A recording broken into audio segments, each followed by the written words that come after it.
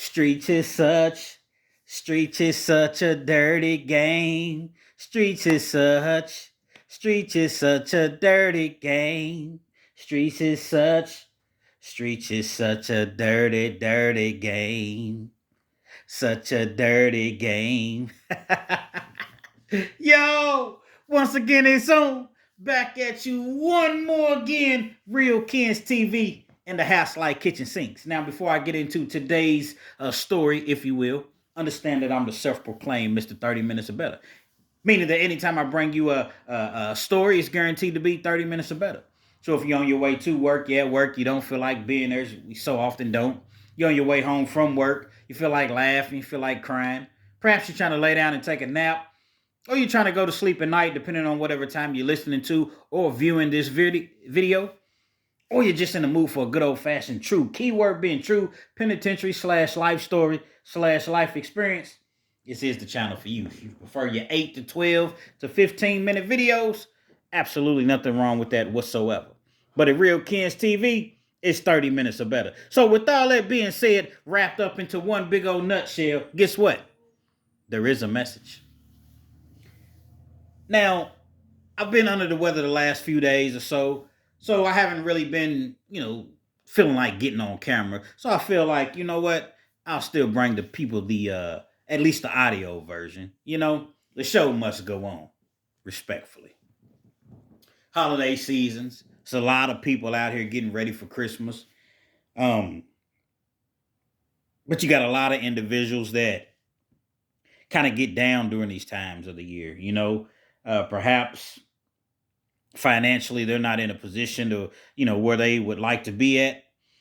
And the things that they like to do for Christmas, as far as, getting their kids gifts and families and girlfriends, boyfriends, or whatever the case may be, they just don't have it.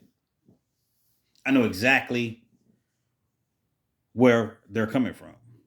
I was going to say you all, but whoever's in that situation, I know exactly where they're coming from. I'd say about 15 years ago or so. Same time of year. About a week until Christmas, maybe a little less. I'm seeing all my friends go Christmas shopping. I'm seeing, everybody around me. And I don't have a dime to my name, man. I'm just busted up, man. That was during the times to where I was like kind of gambling really heavily. And one day I may have it, and the next day I don't. And I'm trying to figure out like what am I gonna do? It's Christmas time, man. I gotta get these gifts. I can't just show up and I don't have any gifts. The pressure was mounting. Now, before I get fully into today's story, I'm sipping on my tea. As I mentioned, I am under the weather. Let me know. Jump in the comments. Let me know where you're chiming in from. I'm in Lexington, Kentucky. For all the new people that's never really watched or listened to my channel, I'm in Lexington, Kentucky. So let me know where you're chiming in from. Y'all imagine me sipping on my tea. But at any rate, I'm trying to figure something out 5 or 6 days before Christmas. And I'm talking to my partner. Bobby. We trying to figure out how we going to hit this lick, how we going to come up. Now, Bobby was one of those type of individuals. It was Bobby, a.k.a. Keep It Misdemeanor. And a lot of people would call him Keep It Misdemeanor for the simple fact that he was down to do a crime as long as it was a misdemeanor. He wasn't going to do anything that was going to potentially send him to the penitentiary. Everything he was going to do, county jail type of time that he would get. And so, we talking or whatever, and he had a cousin that was staying over at his house. Now, he had a cousin that was staying over his house. He was having some problems. He didn't really have anywhere else to go.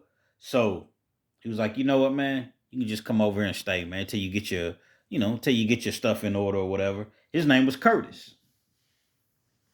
So Curtis heard us talking one day, and he was like, hey, bro, I know we can hit a lick at.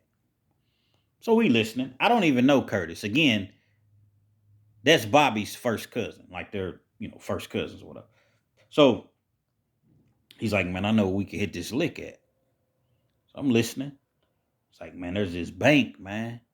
It's just bank, and I know the intricacies. I know the ins and outs. We can go in, hit them. We ain't got to take no gun or anything like that, man, and come right back out, and we be good. I'm like, man, I ain't trying to rob no bank, bro. Man, the only thing I need y'all to do is just drive, man. I go in, I do everything. He didn't tell me that he had done this before, but I got the sense that he's done it before because just all the things that he knew and the confidence that he had. So I'm like, how much money you think we can get? He was like, man, I know that we can at least come out of there with, you know, $25,000, $30,000. Again, this is about 15 years ago. I never in my life thought about robbing a bank. It was just something that, it kind of went against my, I'll rob a bank in a form of some white collar type of activity, deposit a check that I know is no good in the account for, eight, nine, $10,000 or something like that and take the money out that way.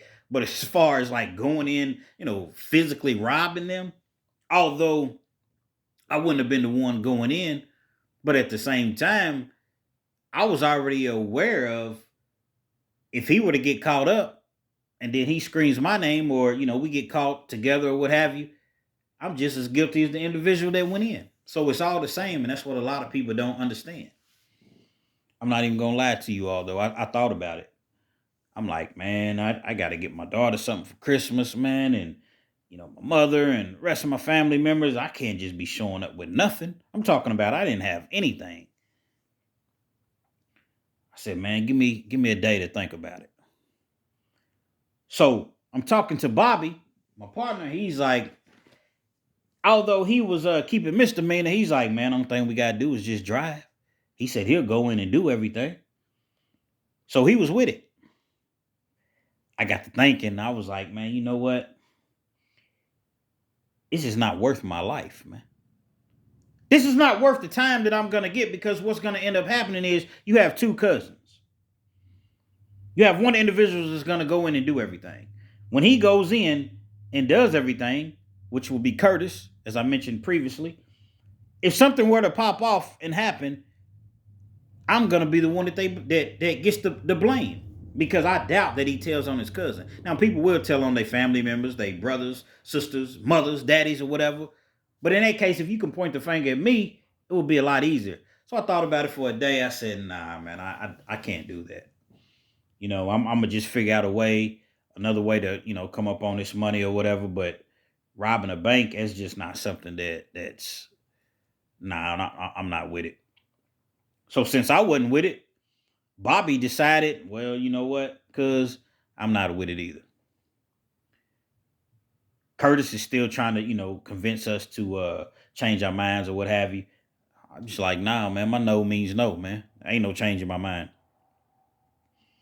Curtis ended up recruiting another individual because Curtis didn't drive.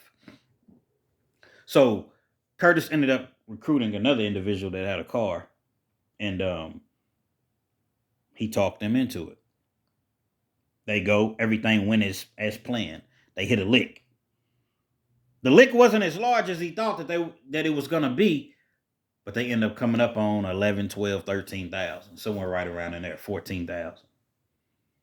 Not bad. They split it, two ways or whatever. A few days later, now it's closer and closer to Christmas. They end up getting away with it. It's time to hit another one. That little money that they had, they done ran through that just like that. I believe they was getting high. They decided to hit another location. Now, this particular location that they hit, we know about it because Curtis came back to us once again. Hey, bro, I'm telling you, man, we just hit a lick. He trusted his cousin, man. We just hit a lick, bro. I'm telling you, man, this is easy, man. We're going to get this money. This next one, we're going to come up on about 40 or 50,000. Nah, man, I'm good, man. I don't want no parts of that. I'm not even gonna lie to you. Bobby was almost in, and I had to kind of bring him back. Like, bro, you know how much time you gonna get with your record, with my record? We get caught up doing something like it's a bank robbery. Plus, the feds is probably gonna step in when you rob a bank. Sometimes it remains state. It just depends. First time they went in, they just used a note. So sometimes it will remain state, but a lot of times the feds will come in and pick it up. I said, man, you catch a case. The feds, man, they gonna give us football numbers, man. You know what I mean? So he said, yeah, you're right, man. We decline again. Curtis goes in with the other individual that he finds. Now, this time it's a totally different situation. It's a totally different bank. It's a totally different location as far as what side of town that they were on initially. Same skit. Now, I'm gonna paint a picture for you all. Although you can't see anything, I'm gonna still paint a picture for you. When you go into the bank, like around back, it's like a big old open parking lot. So if you go around the back of the building, I'd say, I don't know, maybe what's a football field? 300 feet? I would say about 150 to 200 feet, there's like some woods. And you literally can go through the wood, cut through the woods, and in about 2 minutes, once you cut through the woods, you come out the other side, it's a neighborhood, a real live subdivision. So the plan was for Curtis, go in, get the money, run through the parking lot, cut through the woods. Once he cut through the woods, the driver will be waiting on him. They jump in the car, they gone. Smooth sailing. Curtis goes into the bank. Now, this particular time, Curtis wasn't just trying to hit one register. He wasn't trying to hit two registers. Curtis wanted everything out of every register. He knows about the dye packs that they throw in the bags and all of that stuff. So his plan was to tell the teller, just give me the money. I don't want it in a bag or anything. He goes in. Curtis has a gun this time, though. The first time he just used a note. This particular time, Curtis goes in with a gun. How do I know? Because I have a TV. I watched it on the news. Duh. But at any rate, he goes in. The teller obliges, gives him the money. They go to the next one, the next one, the next. They hit like 4 or 5 drawers. At that point, he knows that he's playing on borrowed time. He's been in there way too long, although it didn't take a while, but he knows that somebody has hit an alarm. He makes it out of the bank. Curtis was a former athlete, so, he was pretty fast. He used to play football and basketball. Now, Curtis was a black dude, caramel complected. As far as how tall he was, I don't know. On the news, they said that the suspect was about 5'11". I think Curtis might be a little taller than 5'11", but on the news, when they gave the description of the suspect, they said, he was 5'11". Of course, the police say that every black man is 5'11", so, whatever. But nevertheless, cuts through the woods. He got the money. He got stacks of money. He don't know exactly how much he has at the time, but it's a lot of dough. He has his own bag. He puts it in a bag or whatever. As he's running through the woods, he gets to thinking. He's hearing the sirens. He's hearing, he's knowing that the police is coming. But he's like, you know what, man? Why should I jump in this car with dude and have to split this money when I can just duck off over here and keep the whole thing? The police don't know where I'm at. That's a heck of a risk that he was taking, though. You hear the sirens. Somebody seen you running, towards the woods. So what if they say, hey, he went that way, and they go towards the woods and they bring the dogs and the dogs come and, they get your scent or whatever and go right to where you're at. It was a very, very bold move that he did. It was a bold move to even rob a bank in the first place. He doesn't come back to the car. So eventually, his partner, he ends up driving off. He's not going to sit there forever. He's some dumb, but not plumb dumb. Somehow, some way, Curtis ends up getting away. Undetected. No traces of him. Curtis gets away with about $46,000. Now his partner that was driving, he got a problem. He's looking for Curtis. He done seen it on the news. He knows what's going on. What's man, brother? Because initially he was thinking that Curtis got caught. He never came back to the car. So he's like, oh man, dude must have got caught. I waited. Shoot, I got to go. The two of them end up seeing each other on the streets, man. It's a problem.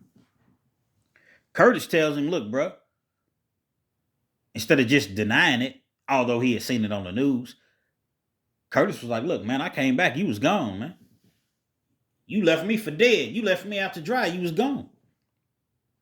Bro, I wasn't gone. I waited and I waited. Was I supposed to sit there for 2 hours? I waited. You never came back to the car, man. You owed me half that bread. That was the agreement. Curtis was like, man, I don't know you nothing, man. You know what I'm saying? I went in. I did it. I put in all the work. What did you do? You didn't do absolutely nothing. You were supposed to wait on me. You know, Curtis tried to flip it on him, but really Curtis was dead wrong. That's the reason that I led the story, if you will, with that song. The streets is such a dirty game. Because in them streets, man, it's such a dirty, dirty game. Now they really, really beefing. It's gonna be a problem. Next time I see you, man, you know what it is. All right, it's whatever, man. You know what I mean? Now, Curtis, he was in the streets, but he wasn't really no street dude. As I mentioned, he was a former athlete. This other dude that was a driver, he wasn't really a street dude like that either, but he was known to, get his hands dirty from time to time. Whole bunch of woofing, whole bunch of talking. Nothing ever really, came of it. They seen each other a couple times, couple threats, couple words exchanged. Curtis had that whole 46 to himself. Fast forward 6 months later, 7 months later, Curtis is dead crack. He ain't got a dime to his name. All that money that he had, apparently he got high. He was living it up. He had females, 2, 3 females in the room for weeks at a time together. He's supplying everybody with the food and getting high and everything that comes along with having, a little bit of money. He's flat broke, dead chested. Now he's trying to figure out his next lick.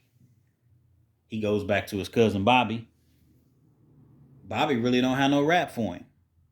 Bobby don't have no rap for him because it's like, man, you hit that lick, man, and you didn't even break me off. See, you didn't even come back and say, here you go, bro.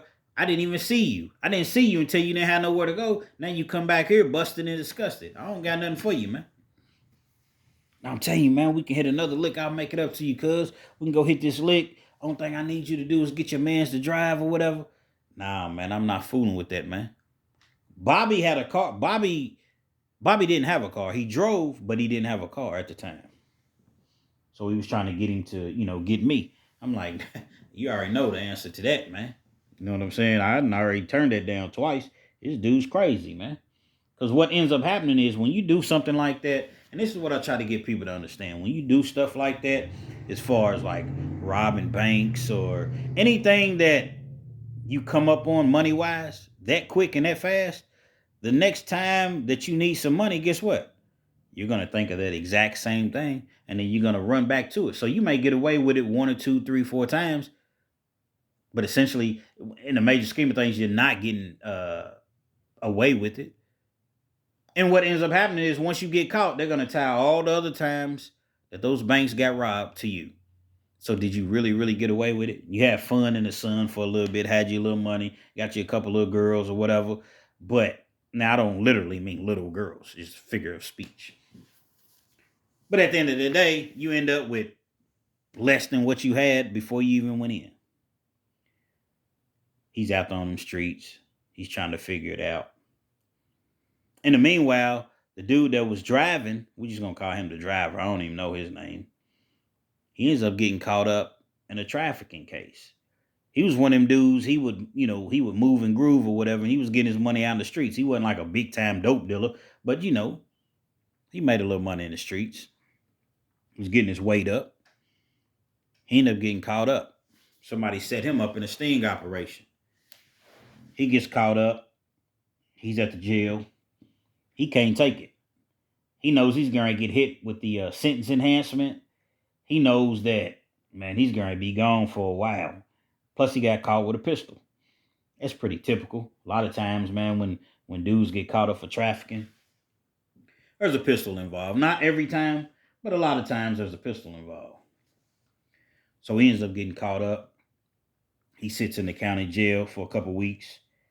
He's trying to figure out a way to get his bond reduced. He figures if I can get out on bond, I can jump back in the game, make me some money, hire me an attorney, and I have a chance of possibly beating this or at least getting probation. Hadn't been in trouble in a while, although he had already had a prior felony. It had been a while. Things didn't work out like that for him. He makes a call one day. He tells his attorney, I need to talk to you, and I need to talk to you fast. His attorney comes down and talks to him at the jail, and he tells him, sorry for the delay, y'all. Drinking my hot tea. Hurry up, Ken, so you go taking all day to get to the story, motherfucker. We ain't come on here to listen to you drink no tea. But his lawyer comes down and talks to him. Man, I got some information, man, on some bank robberies, man. He tells his attorney he wants to work with the DA. The DA, is interested in any of this information. They take him. He talks to the DA or whatever. Because, like, a lot of times when you go to court, they have, like, little rooms off to the side, like, that are outside of the courtroom. And so you can go in there and talk to the DA. How you know that, kids? How you know you can go in the room? Because I know. The reason that I know is when you have a status hearing, basically what a status hearing is you'll go into the room and it'll be the prosecutor. And in my case, it was the detective and my attorney. They'll present the evidence that they have on you. And your lawyer sit there and go back and forth with the prosecutor to see if you all can work out a deal as far as, okay, well, you all are offering 10 years. Would you all take, would you all be willing to come down to 5 years? Would you all be willing to come down to 7 years? So that's how I know about, being in the room with the prosecutor. Everybody does it. He's in the room with the prosecutor and he's telling them about these bank robberies. What can you all do for me? Will you all dismiss my charges? Will you all, take it easy, at least drop the gun charges or whatever? So he's telling the police or whatever, the police and the prosecutor about Curtis. It was all Curtis's idea. I didn't have anything to do with it. I know that he robbed the first bank. I wasn't there, but Curtis and I, we cool. So Curtis was telling me, this is him talking to the police. The second time we went, I was supposed to drive him. I was supposed to be the driver. But my conscience got a hold of me. And after a while, I just pulled off. I left, man. I left, so I didn't even partake in it whatsoever. But I know that he did it. And I know the 2 locations. And I can tell you all everything that you need to know. I know where he lives at. I know everything. Although he didn't live at that same location anymore. He didn't live with Bobby anymore. Police bit. They'd rather have an individual that I guess had robbed some banks opposed to a little petty drug dealer. Yeah, we'll get you later. We know you're going to continue to do so. We'll come back and get you later. So now he's working. They let him out on bond. He's trying to go hit another lick with Curtis. He's trying to set Curtis up. Problem is he has to find Curtis. Again, he doesn't live at that same location, but I always say it, 2 mountains will never meet, but 2 men will. Y'all from the same area, you all in the same vicinity, so it's only a matter of time before you all run into each other. He runs into Curtis. Hey, listen, bro, I know that, we had our little thing, back and forth or whatever, but I'm ready to get this money, man. I can see why, after really, really thinking about it, I can see why you would have kept the money for yourself. I still think it was kind of messed up. You could have gave me something, bro, but keep in mind, Curtis has no clue that the driver has been caught up. Has absolutely no clue. They hadn't even talked to each other in several months, nearly a year at this point. They decide, to hit another location. Got the whole thing set up, the whole skit. The day that they're supposed to go, it's a setup. The driver goes to meet Curtis. Everything is everything. They get to the bank. When they get to the bank, now keep in mind now, The police knew what was going to go on. They could have stopped this from happening before it actually happened. They let him go in. I'm not going to necessarily say they let him go in because no one made him go in. But nevertheless, Curtis goes into the bank. The teller complies, gives him the money. The key thing was the driver told him no guns, man. Going back to the notes. So they knew that Curtis didn't have a gun. They knew this. Teller gives him the money. He comes out of the bank. They rush him. 5, 6 detectives, they rush him. Whole thing was a plot, a ploy, set up. Take him to jail. Take him to the interrogation room before they take him to jail. They're asking him, about these other bank robberies. We know this. We just giving you an opportunity to tell your side of the story. Tell us what you know. Tell us who's involved. Tell us, man, I don't know what y'all talking about, man. That was his only response. I don't know what you all talking about. Never asked for an attorney, anything like that. But anytime where the money at? Who else is involved? I don't know what money. I don't know what you all are talking about. End up taking him to jail. He's going back and forth to court. He's trying to figure out exactly what's going on.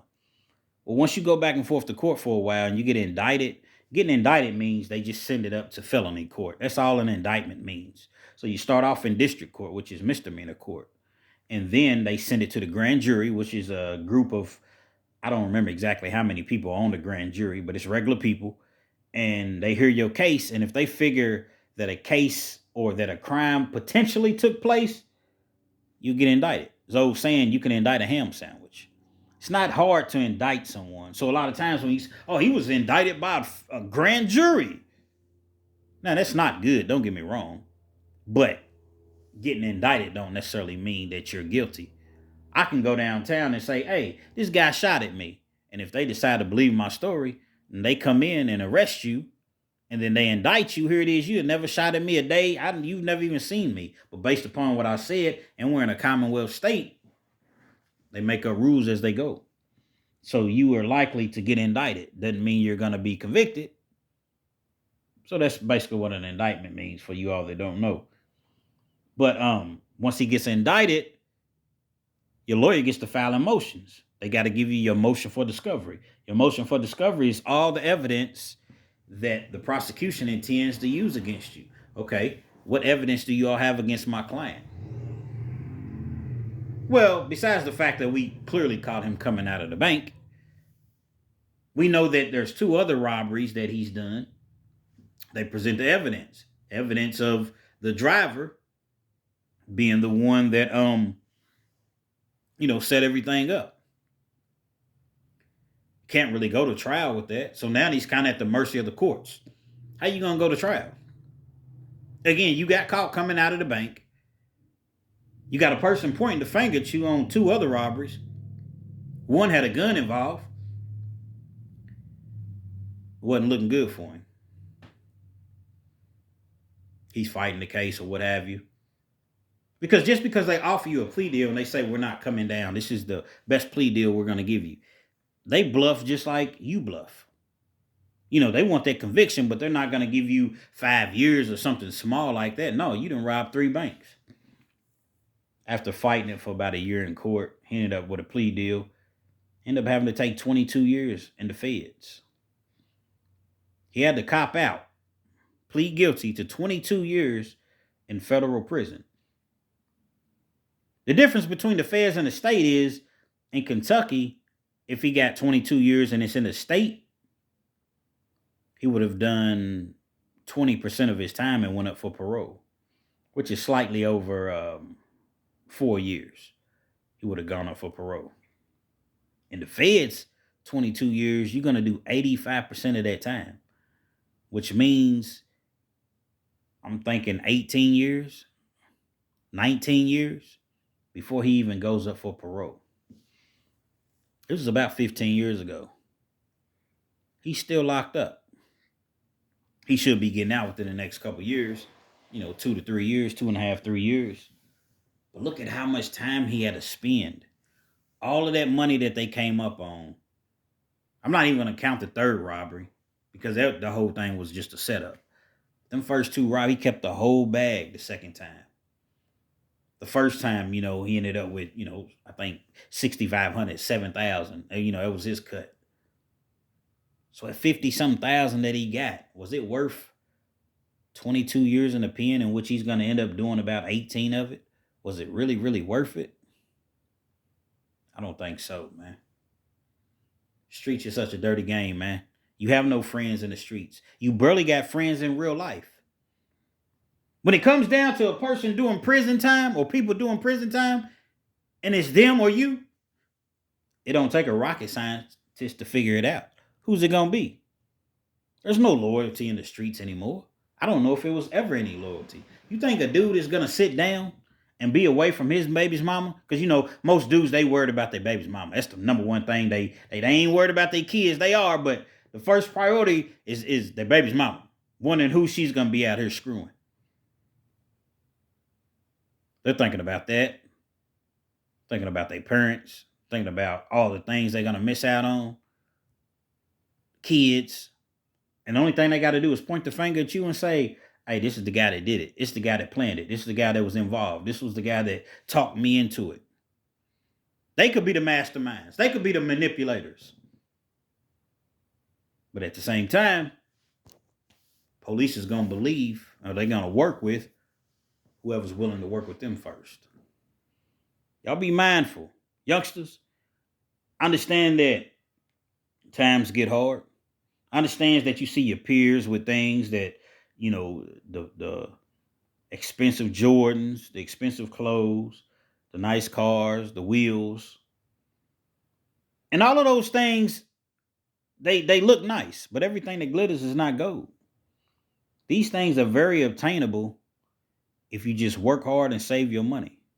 Get your credit up.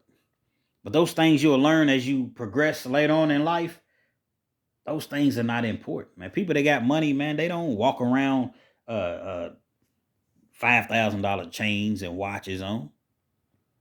They don't try to let the entire world know. Most people that got money, they kind of low key. They don't want everybody to know that they have money. People always asking you for something. Understand that you can get these things by going to school, getting you a trade, getting you a job, staying on your job, working hard, saving your money. Live like nobody else today to live like nobody else tomorrow. It's not my quote. It's a quote of a gentleman named Dave Ramsey, man. Multi-millionaire. Talks about money management and things of that nature. Do the right thing simply because it's the right thing to do. And you don't have to worry about the police banging at your door, kicking your door in, and hauling you off to prison. Now, although I've been to prison a couple times, I'm so glad that I didn't partake into that. And I ended up getting some Christmas money that year. I'm not gonna say exactly, how I got it, but I ended up getting some Christmas money that year, and luckily for myself, I was able to be out and enjoy that Christmas, to say the least. Real Kens TV. Hopefully you like the video / audio, if you will. I should be back here pretty soon as far as, getting back out in front of the camera. I just want to bring you all something. I'm working on my True Kens crime stories. True Kens crime stories, in which I'll be narrating different crimes that have taken place over the years in different locations. And again, I'll just be narrating them and retelling the stories in my own form. As I was saying, hopefully you like the video. Feel free to comment. Definitely share, subscribe to the channel if you're not already subscribed. And be sure to hit that post notification. So anytime I bring you this action and this heat, guess what? You're amongst the first to receive.